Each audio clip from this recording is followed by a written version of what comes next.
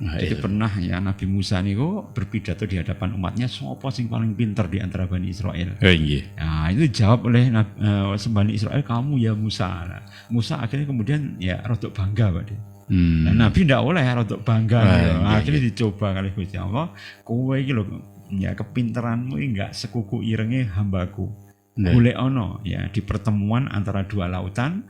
Bahkan kamu harus berjalan bertahun-tahun, harus kamu lampaui supaya kamu bisa menemukan hambaku ini.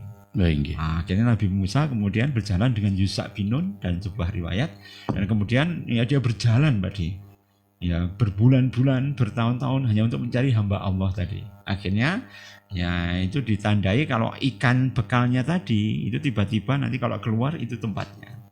Karena Nabi Musa itu membawa ikan yang hidupnya itu lama Pak Di.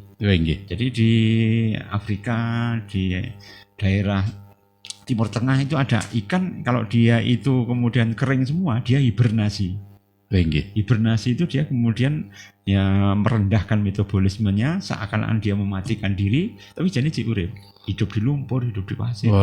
Itu saat menikah tasih kata Pak Ustadz ya, misalkan wonten telaga menika testimoni wonten sekitar saiki watenge tempat kelahiran kula niku wonten telaga istilahnya Buk Cilik. Terus wonten menika telaga seluas mungkin 2 hektar.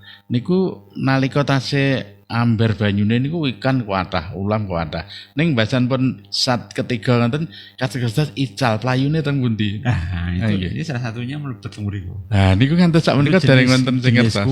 Kuto, nggih lele, welut. Itu hidupnya di situ. Nah, itu yang dibawa bekal Nabi Musa itu. Sama Allah diperintahkan bawa ikan itu. Ya, di dalam kamploknya isinya itu lumpur, maka ikan itu hidup, sehingga kalau bekal dibawa lama ndak busuk Pak. Panggah urip ning meneng tapi nek dipangan nanti sekeco. Tapi ternyata ya ikan itu ndak keluar-keluar. Nah, ketika keluar si Yusha pembantu Nabi Musa niku lali ngomongi. Setelah melaku rodo adoh, Nabi Musa dhewe kula supe. Ya teng mriko wau iwake mencolot mlebu teng laut. Wah, iku tempatnya. Tentu wangsul nggih. Akhirnya wangsul melih Nabi Musa oleh Yusha tadi. Nah, sampai di situ ternyata kemudian ketemu dengan hamba Allah. Maka hamba Allah mengatakan, "Hei Nabi Musa, engko nek enek peristiwa apapun ora oleh komentar." Ya, sebab kamu belum punya ilmu tentang itu. Ketika Nabi Musa diajak untuk melakukan perjalanan syafar dengan orang tadi, ketika menemui kapal, tiba-tiba orang tadi merusak lambung kapal. Nabi Musa langsung celuluk. Sampai ini pripun toh? Kalau berilmu kan tidak seperti itu. Nek dibolongi kapale, nek dienggo iso klelep. Nyengsarake wong. Nyengsarake wong. Lah awakmu ora sabar lah tati alaihi sabra. Sungguh kamu tidak bisa sabar Nabi Musa. Tak kei kesempatan telu. Nek sampai ping telu berarti itu firaku baini wa bainika. Itu adalah ya sampai titik yang perpisahan kita itu kalau sampai enggak kuat komentar. Itu ping pisan. Mboten sabar niku. Enggak sabar.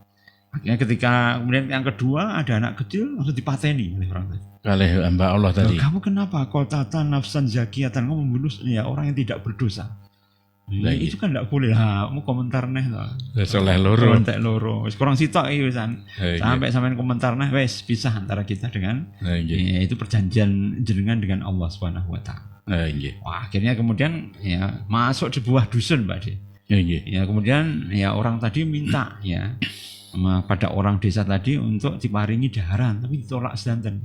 Nah, ketika kemudian ditolak semua penduduk kampung itu tidak mau beri makan, tiba-tiba ada rumah yang roboh.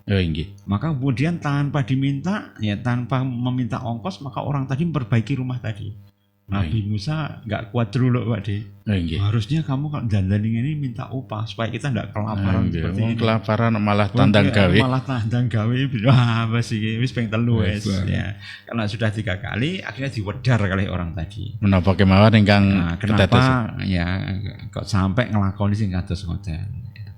Amas safina, sedangkan kapal itu kenapa dibolongi? Karena kalau nanti dia akan berlayar ya ke arah raja, kalau melihat kapalnya bagus akan dirampas.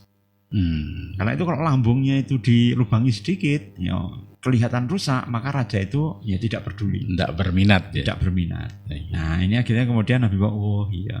Sedangkan anak tadi itu anak durhaka. yang sering mengajak orang tuanya untuk menyembah kepada selain Allah Subhanahu wa taala. Maka Allah merintahkan untuk merjoyo tadi supaya nanti lahir anak yang lebih soleh lagi. Sedangkan yang ketiga yaitu adalah ghulamaini yatimaini, dua anak yang yatim piatu, tidak punya bapak, tidak punya ibu, dan sedangkan di dalam rumahnya itu ada pusaka. Nah, pusaka ini supaya tidak dirayah oleh orang, rumahnya tak perbaiki, dikuati rumahnya supaya kemudian nanti kalau dia sudah dewasa bisa menggunakan harta peninggalan ayahnya. Terus menika lek terus sadurunge winara supaya orang itu tatak ngadepi urip, Pak De. Ya kados napa itu ketika perang Bharatayuda niku Janaka utawi Arjuna niku langsung ngepreh, Pak De. Ningali musuhe niku pamane dhewe, mbahe dhewe, saudaranya sendiri wonten Resi Bisma, wonten Pendeta Durna, gurune piyambak, Raden Salya, Dursasana masih IP-ne. Misanan. Itu yang membuat beliau itu kemudian langsung ngepreh, Pak, lemes. Kuping niku. Sekandung tapi ayahnya beda. Nah, ini membuat dia jadi ngepreh, masa aku harus memerangi dulur dhewe. Nah, akhirnya oleh Bathara Kresna niku titisan dari Dewa Wisnu itu kemudian dipejang. Yang wejangan ini namanya Bhagawat Gita itu lho, Pak. Nah, itu maringi pirsa bahwa wong lanang iki kudu tandang. Nek antara hak dan batil meskipun dulur tetap harus ditegakne. Kudu wani kumawani untuk menegakkan kebatilan itu ndak perlu kemudian istilahnya hati itu mosak masik rumit. Tetapkan hati, tetapkan jiwa supaya apa? Pembelaan dumateng yang hak itu adalah dharma bakti yang utama di sisi pengiran.